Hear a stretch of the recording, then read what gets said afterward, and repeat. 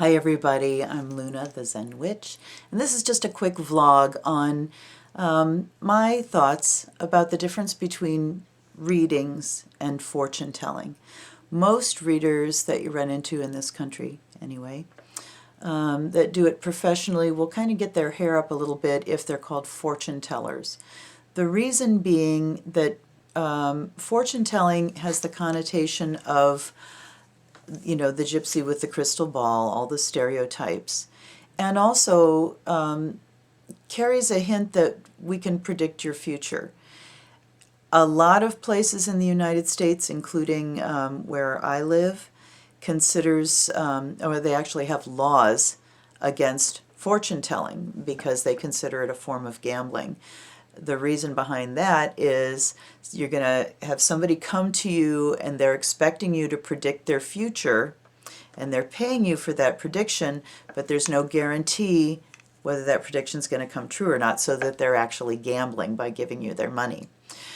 All the readers that I know do not consider themselves fortune tellers. I personally will tell people that it is not possible for me to predict their future because A, the future doesn't exist. The future is the sum total of the choices you've made and the circumstances you've met up to that point. So when you change your mind, the future, the possible future changes. And there's an infinite number of possible futures. It just depends on the choices you make and the actions you take and the reactions and that you have to the circumstances that you find yourself in. So the future is not a static thing. It's something we determine for ourselves. So I know for a fact it is not possible for me to tell you what's going to happen in your future. Now, when I do a reading for somebody, does that mean that I don't see things coming? Yes, I do. I consider my reading to be like a weather report. It's going to show circumstances that are happening now and give you an insight into, some broader energies or maybe some things that are under the surface that you haven't quite acknowledged. And it's going to give you choices about how to handle these things.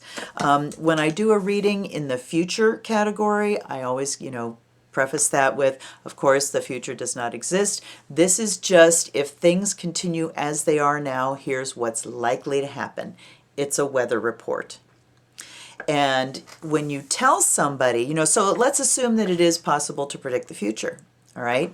If I were to lay out cards and say, you're going to have, I don't know, fortune telling usually has kind of that dire vibe to it.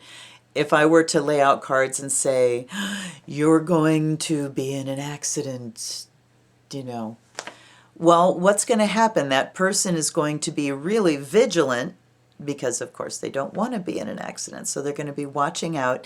And let's say because I've given them that warning and they're being more careful, they don't have an accident. Does that mean the prediction was false? Or does it mean that it would have happened if they hadn't been careful, but because I warned them, now they're careful and it didn't happen? You see what the problem is. So I think it's best for ethical readers not to even claim they can predict your future because they can't.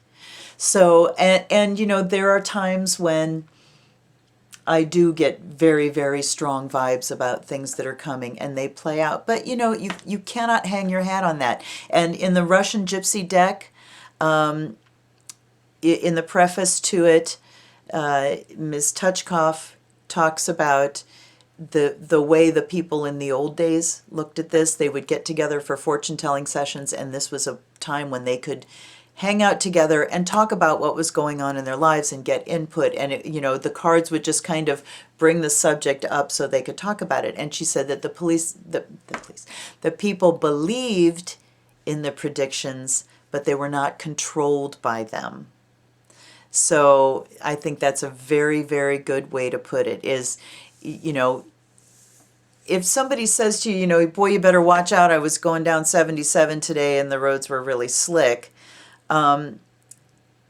that's something that's going to give you a heads up about circumstances. You're going to be more careful. You're going to be wary of certain places and just more vigilant and have better outcomes. That's what, card readings are about, is the ability to give people a heads up, insight, clarity, but not to claim to predict their future, just to kind of give them a weather report. I would have to say that only once in my life have I ever done a reading for someone who just said, no, no, no, no, no, that's not it at all. And the circumstances behind this were I was doing a psychic fair, and this Paul Bunyan came in. This lumberjack came in. He was about 8 feet tall, and he had the black beard, he had the hat, he had the red and black checked shirt and the suspenders. I am not lying. And when he came in, he just had such an angry vibe to him. And I remember looking up, I was reading somebody else and looking up and thinking, oh, please don't let him come to me. Please don't let him come to me. Whereupon he came straight to me. And he sat down, and the reading to me was very clear. I was definitely seeing patterns there. I was seeing patterns of codependency, patterns where somebody had some addictive issues in his close inner circle, and somebody needed to go see a doctor, and somebody needed to communicate. And so I was talking about, in as diplomatic terms as I could muster, talking about, these are things that have probably been in place for a long time due to upbringing and things like that, but they can be worked through and counseling and as I'm talking, he's getting angrier and angrier and angrier, and he finally just said, "That's not what you're supposed to tell me at all. You're supposed to tell me la la la la la la la," and he ticked off all these things that I was supposed to tell him. At which point I just kind of pulled the cards together and said, "I'm very sorry, I can't read for you. Please go up to the front and ask them to assign you to another reader." And then I spent the rest of that 15 minutes just kind of vibrating and trying to ground and shake off the anger. And, the thing was, this man was not open to a reading. He obviously had huge issues going on. The cards were telling me about those issues. But he was there to get some backup for the denial that he was trying to maintain about what was going on. And he was there for somebody to tell him a fairy story about how everything's going to be okay without you having to lift a finger. And he was also there, obviously, to point his anger at someone.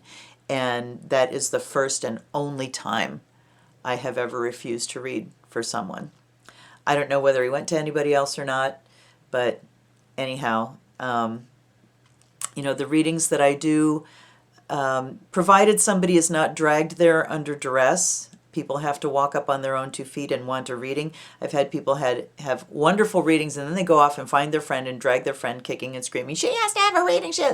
And I've done a couple of those readings, and then I figured out they don't work because that person does not want the information. It's their friend that wants them to have information.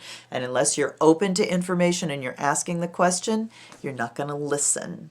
So another rule to live by: a person having a reading needs to ask for it on their own and not have somebody drag them to it. And I always tell people, if there's any doubt, if they're like, "Oh, I don't know if I want to know," my rule is, if you don't want to know, don't ask. So I'll leave you with that. Thanks so much. See you next time. Bye-bye.